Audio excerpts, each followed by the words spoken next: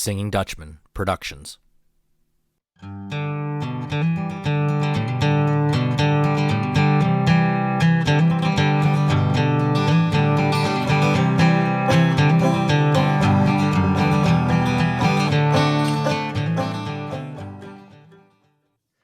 Hello and welcome to Doug's Front Porch, a podcast where I get to sit down with friends old and new and have honest conversations.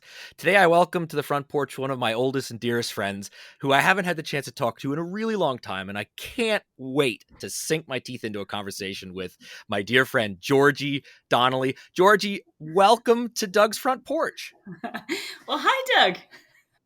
My daughter is cracking up in the background. That's perfectly fine. So, all my guests, I kind of start the interview the same way. Tell us, and people can realize probably once you start speaking that you are not American. Your accent will give you away. But tell my listeners a little bit where you grew up, and talk maybe a little bit about what your childhood was like. Did you have brothers? Did you have sisters? What kind of things were you interested in as a kid? Okay, so I grew up in Manchester, greatest city in the world. Well, just outside Manchester, actually. So, as you know, Doug, I'm a huge United fan. Born and bred. I went to my first United game with my dad when I was 7, and probably one of the most memorable days of my life.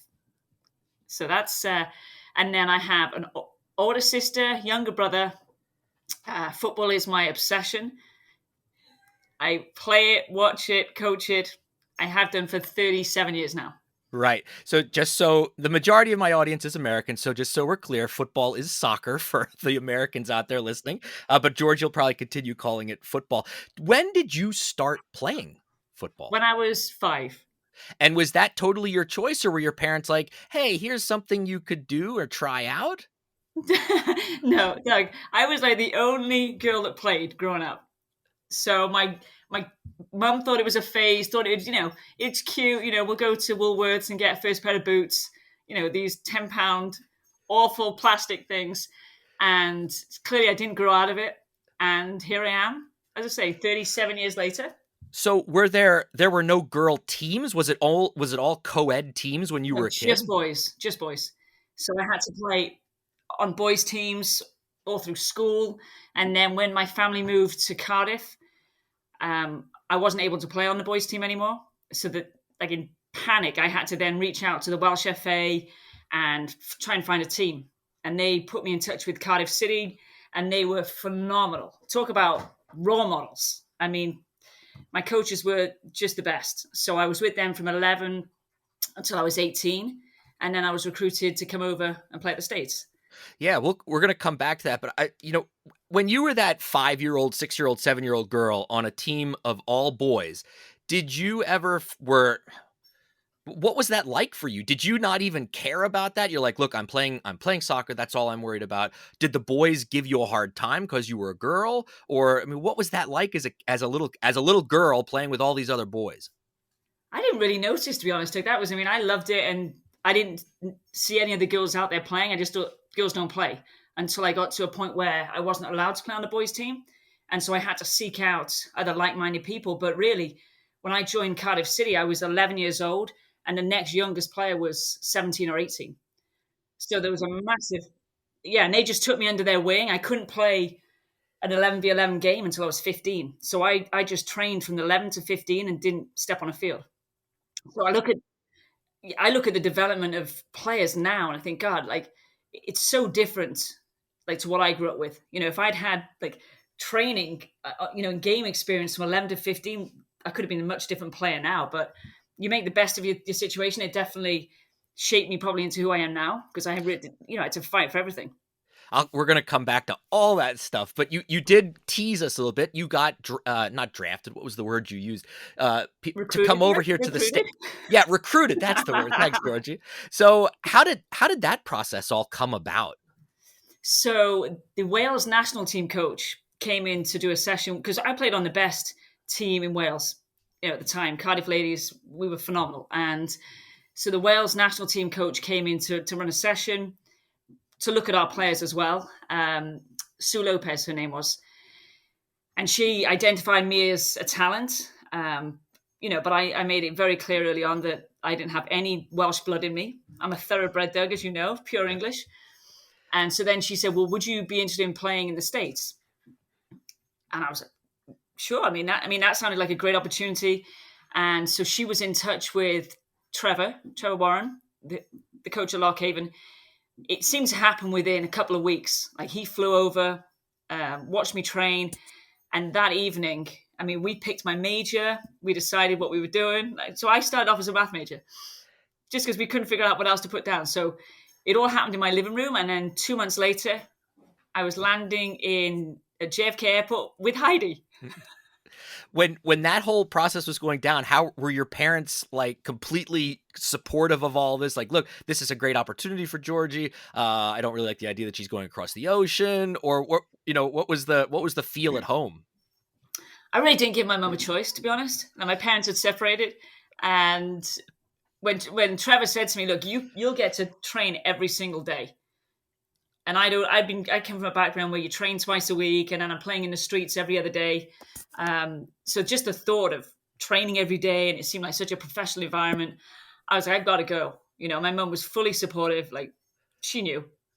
She was upset, I think, a little bit, but and Trevor even said, look, she's not coming back. Like, if she comes over, chances are she won't come back. So he warned her, but she was still fine, which is awesome. That's what parents do. You let your kids go.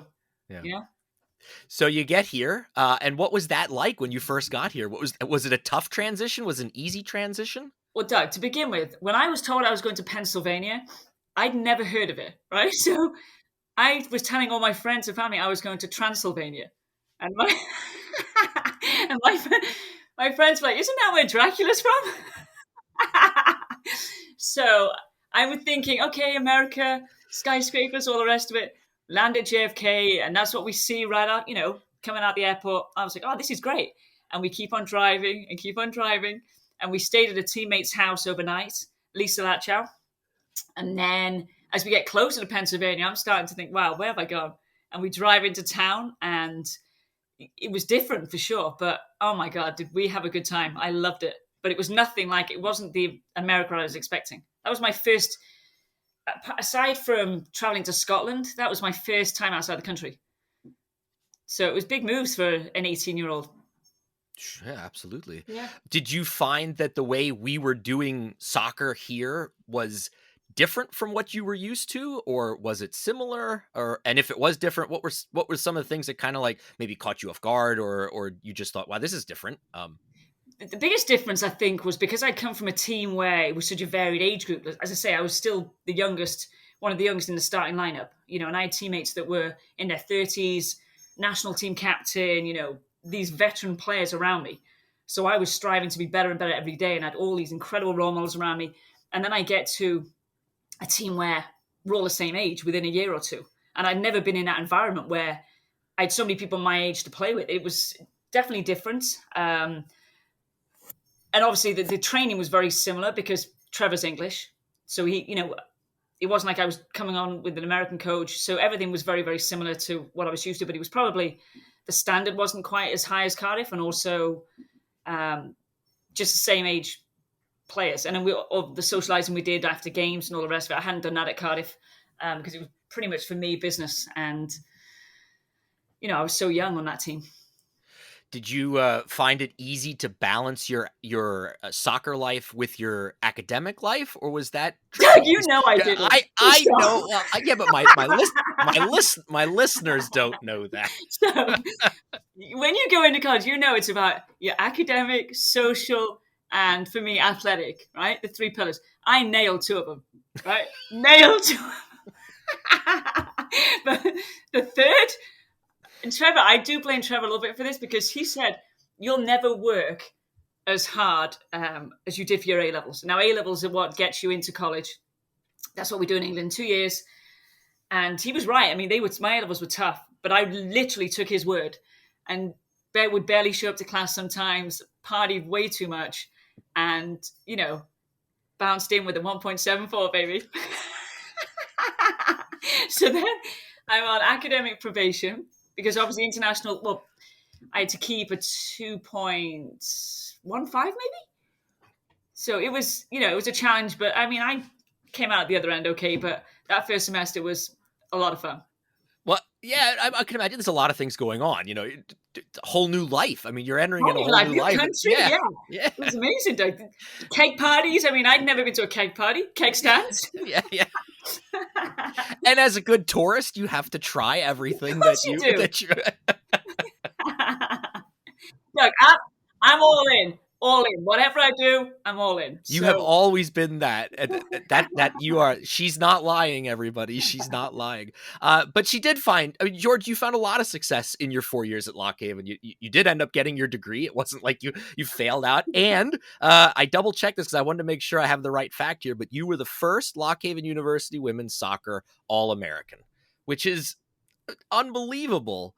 What thanks, was Doug. that? What was that like for you when you remember that happening?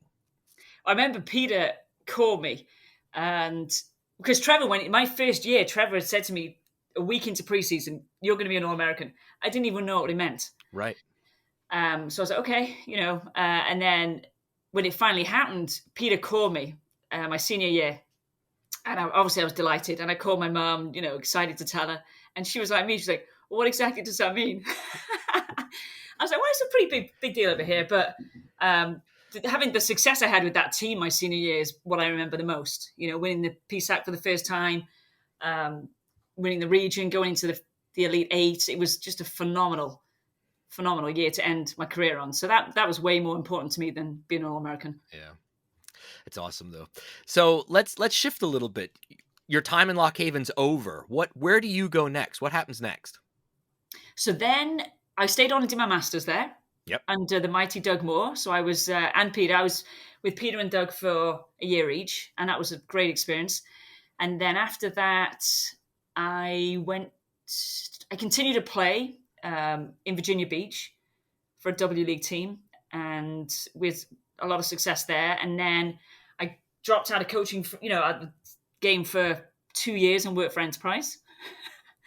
But then I got an opportunity to be a head coach at 27. So it was awesome in North Carolina, Chowan University. So I was there for 3 years. My daughter was born there. And then we moved to Charlotte for a little bit, and I decided, you know what, I'm not done playing. So we moved back to England when I was 28, 29, and I played for Liverpool in the English Premier League for 2 seasons. And that was awesome. So, so fun. But I could only be out of the country for 3 years on my green card. So and we knew it was a short stay. My family loved it. My son was born over there. And then we came back to New Jersey. And I've been coaching club for the Torpedoes for 9 years. And then I got an opportunity to join another Lock Haven alum, Adrian Blewett at Army West Point. Right. And I want to definitely talk about that, but I'd really like to pick your brain a little bit. So you've gone, the majority of your first half of your life was from the player's perspective, but now you've switched hats and now you are on, you're on the other side of the field in the coach's perspective. Did you find that transition was easy or was that difficult? That was really difficult. And I think when I was coaching at Chowan as a young coach, like 27, and I'd just come from playing in Virginia Beach, and to suddenly transition to a coach, my whole time, even when I was putting sessions together, I was like, man, I'm still a player. I'm still a player. And it was almost like it was hard for me. I was like, I want to be on the field probably more than the players do right now. And I would still play with them. And I think at that moment, I realized I wasn't done playing. I'd probably gone into coaching too early. And then I just had to throw everything at it. I said, I can't have any regrets. I got to go home, continue to play until I was 32. And then I think when I came back and got into club coaching, I managed to switch it. So it's like, right, my playing days at the highest level are over. And I could focus much more then on, right, I want to give my players the best possible experience because that's what I was given. So it was much easier when I knew myself I was done playing at the top level. But up until then, it was really, really hard. And now I'm attacking coaching just like I did a player. I want to be the best possible coach I can be. Because I look at the coaches I had, especially at Cardiff, they really shaped who I am and how much I love the game. So to be able to have that impact on other players, that's so important to me. What's your philosophy as a coach? So really, it's just I want to share my passion. It's not obviously I want to see players develop, um, just to love the game and just to come out and attack everything. You be the best you can possibly be. It just not on the field, but just in life in general. Be brave. Be brave on the ball. Be brave in decisions you make in life. Express yourself. Just the minute it's just in everything you do. Attack it with everything you got. And I try and coach that way and bring that out of my players, and hopefully they go about life in the same way. Have you had instances as a coach where you had a player that had reached some kind of like something was stopping them from getting better, or they were having some kind of issue where you as the coach had to figure out, I got to do something to help this player out. Did you ever have a situation like you had to, but I'm going to ask Yeah, actually, anyway. just recently there was. I'm not going to name names, but a great player was recruited, and uh, phenomenal athlete, absolutely phenomenal, and had all the tools to be great. And she'd have flashes in practice, and where she'd do something brilliant. And then probably didn't realize what she was doing, but she'd take 3 plays off. And then dog it a little bit, and then come back and do something again that was really, really good. And I said to her, "You're never ever going to start for me." And what do you mean? What do you mean? I said, because you can't rely on pure talent. Like you've got to work both sides of the ball, give it everything you got. If it's a fitness thing, then we'll get you fitter. But I don't think she'd ever been told that her effort wasn't good enough. I mean, she was such a good player and had led her team to all kinds of success, but I just saw there wasn't enough effort. She needed to do so much more with the talent she had. And I think when that switch happened, she's been unbelievable. But it's just having like an honest conversation to say, look, you can be so much better and give so much more. So that happened recently, and it was pretty impactful. Yeah. So as a coach, you're seen as the teacher, so to speak, in these situations. But what do your players teach you? Oh my God. Well, especially everything. You learn so much from every player, because like I had recently I had an 11-year-old who had a growth disorder. This was at my club team. But loved the game so much. She had more passion for the game than probably any player I'd coached. But it was trying to figure out a way to keep her on the field, even though we had to stop. She couldn't breathe as well as other players. So it was manipulating certain training sessions so that she didn't actually know that I was stopping to give her the break. But I was just managing to get the most out of her without the team thinking, right, we're slowing down for this player. It wasn't the case at all. I would just manipulate the situation.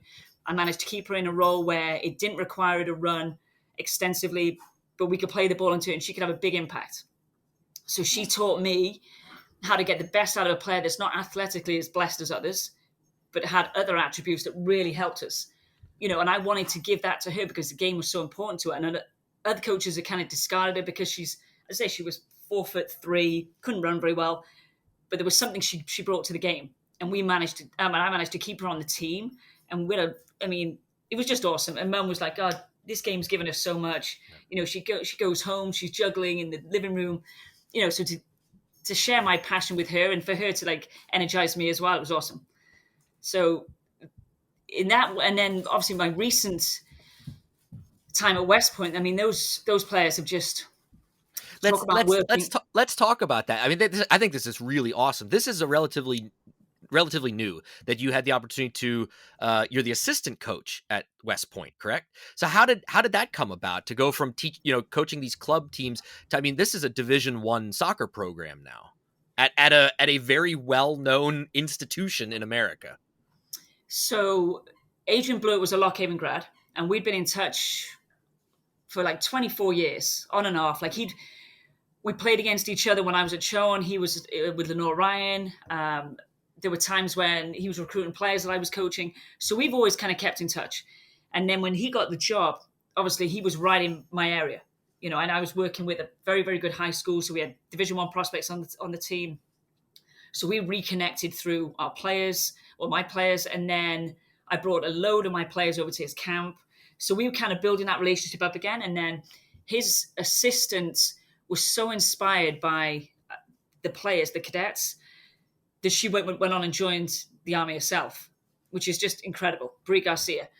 So she gave Adrian plenty of notice that that's what she wanted to do. So he brought me in to shadow her as a volunteer, because there's so much about West Point life.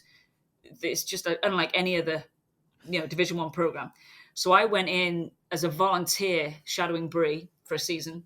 And then as soon as Bree left to join the military, then I became the full-time assistant.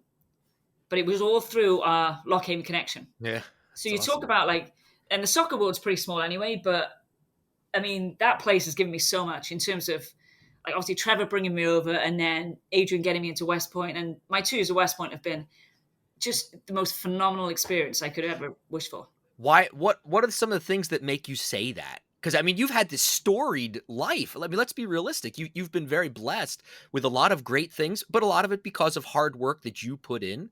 But now now you're saying, boy, these last 2 years have just been absolutely phenomenal. So what about West Point and what you're doing there has just blown your mind, or it just is that you makes you say this is so phenomenal? Well, just driving onto Post, right? It's such a spectacular place. It really is. It's so beautiful. And then in terms of everybody, the cadets, you've got to be the best of the best to get in. Academically, physically, like if we're going after the best players we can find, obviously to compete in a Division One level, but they've also got to be the smartest kids out there. Um, willing to commit 5 years of service for their country. So you're getting a different type of person. And when they say the best of the best go to West Point, it's no joke. The best of the best. And so to work with that caliber of person and player every day, they demand so much from you. So it makes you better. So to go into that environment every day and think, right, they're so used to everything being the best. They want to be the best. Like, it pushes you to another level. And just, it inspires you. And I become such a much better leader being around them. They're just, I mean, it's the leader institute of the world. So it forces you to become a better leader yourself and to learn more about yourself. So I think over the 2 years, I feel really fortunate that it's given me so much. I mean, the players, have told me, I know how much they appreciated my time there, but it's nowhere near what they gave me. So it was just an awesome experience, awesome relationship, and the relationship I have with those players is one that is probably stronger than any team I've ever worked with. Given all of the situations you've been in, whether as a player, as a coach, there's been a lot of times, I'm sure, where you've been under immense pressure. How do you deal with pressure? I actually, funny enough, I love pressure. When I was a player, if it was like a game I knew we were going to win, like, I found it pretty difficult to get up for those games, to be honest. And now you have sports psychologists for all this stuff, and it probably should have been managed. But like, I love the big games where everything was riding on it. And looking back on my career, they're the games that I played best in. And even coaching, like, I love it. A game day, and it's everything. It's the adrenaline. It's like the must-win games. I really enjoy pressure. I feel as though, like, I'm probably at my best when it's pressure. I like it. Most people wouldn't say that. I know. I It's. really I like mean, it. I love the answer, but I'm just thinking about the average person. Pressure is either you can handle it or you can't, and I mean, you've proven year after year that you can. And I'd imagine that at the level that you're at now with West Point, there has to be a lot of pressure coming from the top too for success. Is it expected?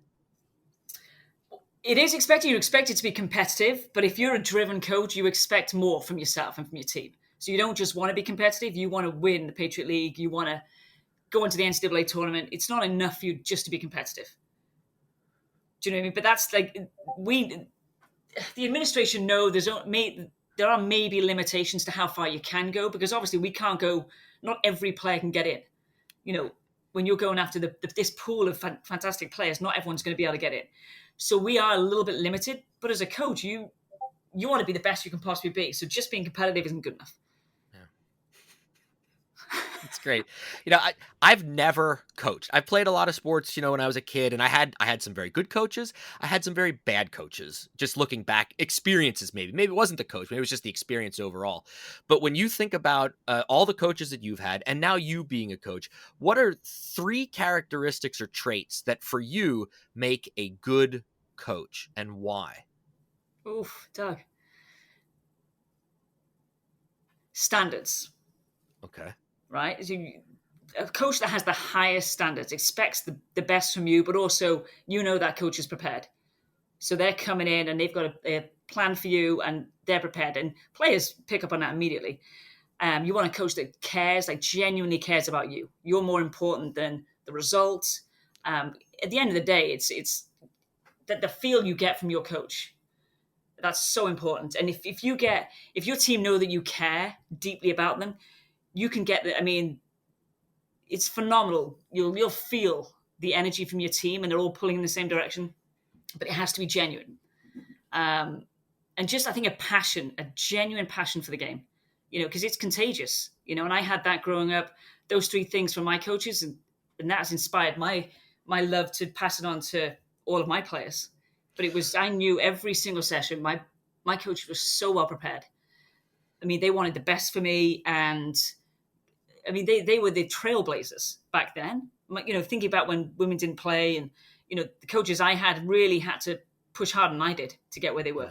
Yeah. And they gave me opportunities that even they didn't have. So for me, they're the most important things. What are some mistakes that a lot of coaches make? I make tons, Doug, all the time. I overthink stuff. Oh, okay. So yeah, like sometimes I just need a little bit more clarity and be a little bit simpler in my direction, because my brain never turns football off. It's constant. Like 95% of my brain is soccer. So sometimes, especially my little ones when I coach, it's just simplifying things, and I think I'm a million miles an hour. There's times I just got to slow down, but it's good. Like the tempo is always good, but Yeah. there are times when, like, I love watching other coaches that are very, very concise and like deliberate in what they're saying, and they can slow things down a little bit. Like I really enjoy watching that because I can't do it myself. How has the game changed since you were 5 years old? Oh my God. So back in the day, even when you look at how the Premier League's evolved, it was all 4-4-2, and then really like Pep's influence on everything. When he started, like the way he demolished United in Champions League final, everything, the formation changes, the possession-based football, it kind of trickled its way into the Premier League. Because back in the day, it was fullbacks had a certain role, right? They had to just defend, they'd get into the attacks once in a while. Wingers were crossing. Now you've got inverted wingers. You've got all these roles that they aren't so specific by position. You've got to be able to play multiple different roles within the 11. So I think that's like the biggest change. And how has it changed like youth soccer? Because you played as a youth, and you've now seen it in the American perspective and how it's going here. Do you see soccer maintaining its popularity here in the United States, or growing, or what's your thoughts? I think it'll grow. Yeah. It's big now. You see, geez, there's clubs all over the place. So many players. It's hard in this country, right? Because it's so big. And I don't know. The men's team seem to be getting things right at the moment, but the women, they aren't as dominant as they were, because there's so many other European teams like getting academies and whatnot. And on the boys' side, boys are far more likely to jump over and go to Germany and play, for example, whereas not many people are sending their daughters across sea. So I think there's more competition from the US from the women's standpoint, because there's so many good Europeans developing their players, whereas in the past the US were dominating, but now they're getting caught up. So let's role play here. I'm a new mom, and I have a little daughter, and I didn't grow up playing soccer, and I don't know anything about the sport. And you come to my living room, and you need to convince me that I should let why my daughter should start playing soccer. What do you say to me? Oh my God, because it's the greatest game in the world, Doug. What's my daughter going to learn though? Why soccer? She doesn't have any, there's a lot of other things she could be doing. Why soccer? It's such a great team sport. Well, obviously, it's got a bit of everything. Like the fitness side of it, you can build your daughter's confidence, teamwork. It's just, I can't even imagine my life without it. Like, Doug, I'm playing tonight. Oh, are you really? Oh, that's awesome. I play pickup with 15 guys. That's So, cool. Yeah. Well, I know you said your mind never shuts soccer off, but I'm going to ask you to kind of just tone it back a little bit, because I wanted to ask you about this too. So you've already mentioned that you have 2 children and you're here in the United States now, and you've been here for quite a while. How is it balancing? How tough is it to balance this really busy career that you have with a young family? And then I also want to follow up and say, how are you uh, making sure that your children are also getting the English experience that that you bring to the house? Okay, well, we've got Marmite in the cabinet, and my kids see their mum drinking beer quite a lot, so there's your English experience. And we have soccer on the TV all the time, so it's a bit like living in a pub. Yeah. No, but in all, like, obviously, like soccer, my hours are they're not conventional. I with the club I was coaching 4:30 to 9:30 at night, weekend games, so it's a lot. Like, so obviously I have a great husband who, Yeah. it's a family act, isn't it? So same was when I was at West Point. It's a lot of hours, but then the time you have with the kids is quality. I mean, I have time off during the day perhaps that I can be with them. So it can be challenging, but it's quality, not quantity. Yeah. No, I agree. Georgie, I finish every conversation with 10 quick questions to all my guests Oh, go on. that have. Are you ready? You're ready. I'm actually super excited to hear some of these questions. Oh, you know what? We've been talking for 30 minutes and we never told the people how we actually know each other. It's like talking, I had mentioned at the beginning of the show that we haven't talked for quite a while. I mean, online, back and forth on Facebook and things, but actually physically talked with each other for what's been a little bit, a couple years. Really, maybe. Doug, all I wanted to do today was talk to you, not have this recording. But as soon as your image popped up on my screen, it felt like I was putting a pair of old shoes on again. Like everything felt comfortable. So I came to Lock Haven a year after Georgie started, and as many of you know, because I've interviewed other guests on the show, I was involved in the international program, and here's this British girl, and we hit it off, and shared a lot of meals together, that's for sure, and a lot of after dinner drinks too over the years. But it's been you probably were the first international student that I met at Lock Haven when I got there, and then you introduced me then to tons of other international students that were there that year, and I thank you for that, because I probably wouldn't have had that experience had it not been for you. So I just wanted to throw a big thank you out there. Oh, Georgie. you got it, Doug. Hey, tell your listeners how our little speech class that I was dreadful in, my public speaking class. Well, go ahead. You tell the story. Public speaking 101 or whatever it was. I used to go to Doug's room beforehand and take a couple of shots of Jaeger. Just to calm her nerves. And then she'd go and she'd give her speech and she'd come back and say, I got another A. And we I didn't. I scraped through that class, by my fingernails. Oh, good memories. Good memories. All right, here are your questions. Are you ready, Georgie? I'm ready. All right, number 1. What is your morning drink of choice? Grapefruit juice. Grapefruit juice. Okay. All right. You're not a coffee drinker, right? I am a coffee. I do. You are a coffee drinker. I like to start off with that. Yeah. Okay. Fair enough. 2. Who is a go-to musical artist or group for you? Ooh. Probably Coldplay. Good choice.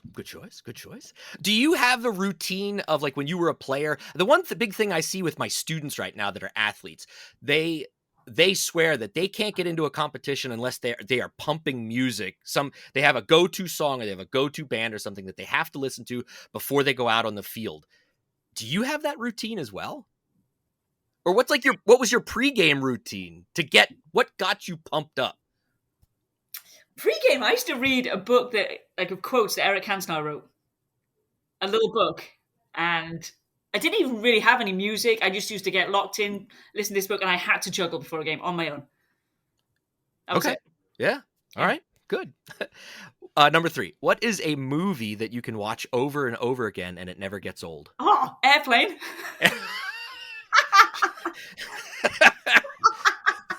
Surely you Classic. can't be serious. I am, and don't call me Shirley. Dougie, I love it. Yeah, me too. No, it's one of my all-time favorites as well. Picked the wrong week to stop sniffing glue. All right, number 4. What is the last thing that you read? I read a soccer journal. I just read it at the pool. So it was good stuff. It was out of date, but I hadn't read it in a while. Have you gotten into this, like you were talked about how now there's sports psychology and all that stuff that never existed, 25, 30 years ago. Is there certain people that you read that has given you insight as a coach in ways to deal with people, deal with players and stuff like that? Well, West Point, we had like somebody specifically for that task. Like that's that. I mean, Dr. Cat, her name was. So no, I haven't specifically. But it's. I was just curious. Yeah. Yeah. All right. Number 5. What's your favorite pizza topping? Hawaiian. Ham and pineapple, baby. Yeah, that's all right. Throw a few jalapenos on there, and I'll take that as well. Do you get crap from that from people? Because I know that some people are really like. Yeah, they are. And I'm like, yeah. Well, come on, it tastes so good. Some places don't even offer it over here because they're like pizza snobs. But yeah. Yeah, you're kind of in that pizza triangle where you live right now, so I'm sure. All right, number 6. Laying on the beach or going for a hike? Oh, Doug, I love doing both. Yeah? Well, you got to pick one. Pick one. I would say going for a hike. There we go. Number 7. Oh, this is going to be good. You have invited me over for dinner. What are you making? Doug, okay, I will make you a curry. That's my signature dish. Love curry. Do you do the cooking at home or does your husband? I do, Doug. And if I'm home, if I'm not, husband picks it up. Yeah. Yeah. I didn't remember ever seeing you cook in college. Thinking no, because I didn't, Doug. I didn't. Oh, okay. That's a skill you've picked up over the years. I made good use of my meal plan. Hey, that's great. That's great. Even as a grad assistant, yeah. Yeah. Number 8. Where is a dream vacation destination? Manchester, England, baby. Old Trafford. With front row seats at Old Trafford. Yeah. I do have a side question real quick. With all of your soccer experience, where is in your mind, where's the coolest place you've gone through soccer? We went to Bermuda for preseason with my Lockhaven team, and that was an awesome experience. Oh, I'm sure it was really fun, really, really fun. And we played against a Bermuda men's team. We had a blast. What's the biggest crowd you ever played before? Played in the Welsh Cup final before the men's team, and so we had like their crowd coming in, so probably 15,000. Wow. But they weren't obviously coming all in to watch us. They were coming in to watch the men, but we just happened to be playing before them. That's cool, though. That was fun. What is this? This is a great question. What is something you're afraid of? Not being good enough. It's a good answer. How hard are you? How hard are you on yourself in regards Nobody's to that? harder. Nobody could be out there. I mean, I'm too hard on myself sometimes, but that's just how I've always been. Yeah. All right. Last question. What job, other than one that you've had, would you love to have? Coach of the England national team. It's not out of your realm of possibility, Georgie, in my mind. Thanks, Doug. It isn't. Hey, I might be 70, but... Hey. Hey.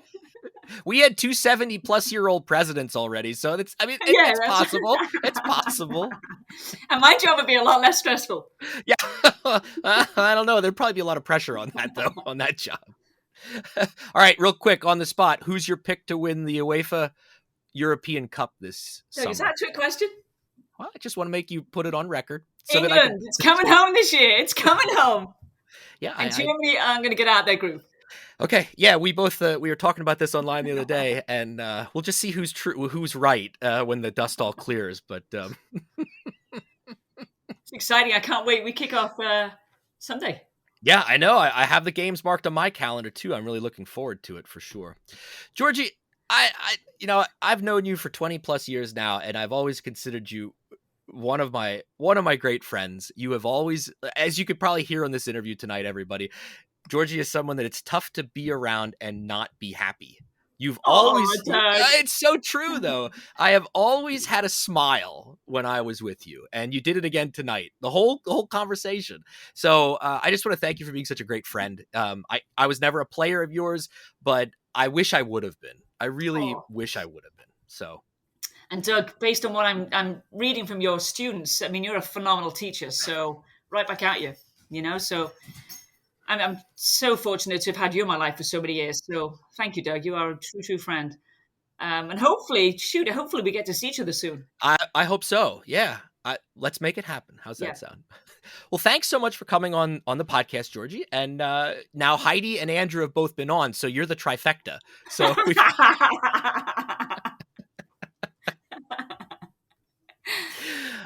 That's fun. so let's chat again soon, okay? That'd be great, Doug. All right, take care. You too. Bye-bye. Thank you for listening to Doug's Front Porch, a conversational podcast with your host, Doug Maidenford. If you enjoyed this episode, I'd love for you to subscribe, rate, and give a review on iTunes, Spotify, or wherever you get your podcasts from. 5 stars only, please. Follow along on Facebook, Twitter, and Instagram. Just look for Doug's Front Porch. Also, please feel free to tell all of your friends about the show, and I'll see you all next time on my front porch.